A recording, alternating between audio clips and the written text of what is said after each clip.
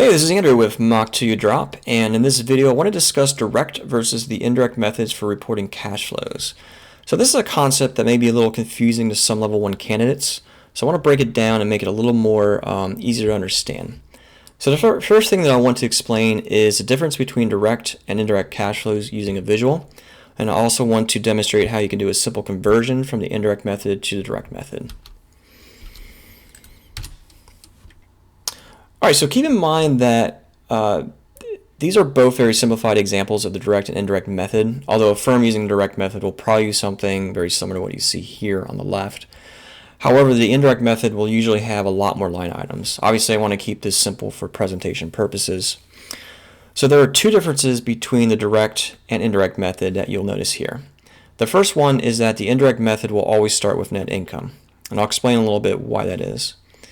And the second is that the amount of operating cash flow under both methods is exactly the same.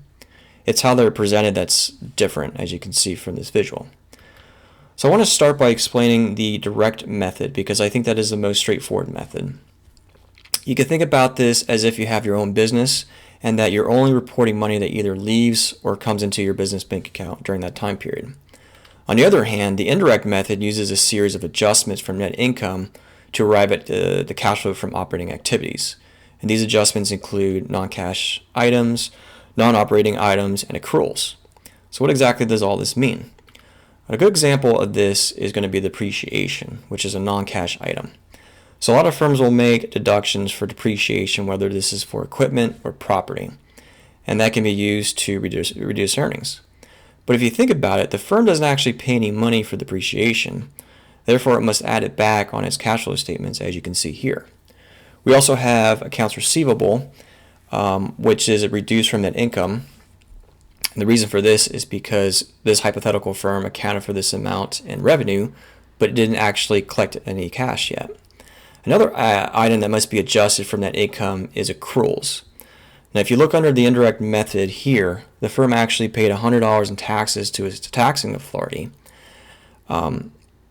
However, its accounting guidelines only allowed it to deduct $90 to arrive at net income, even though it didn't actually pay that amount.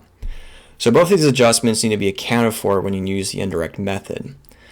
Now, if you need a better understanding of these different tax amounts, check out our video on deferred tax assets and liabilities.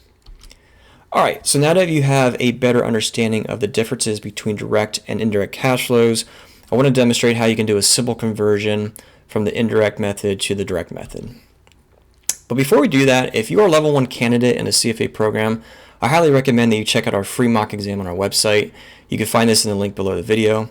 And if you're looking for more mock exams, we have an entire package on our website for purchase.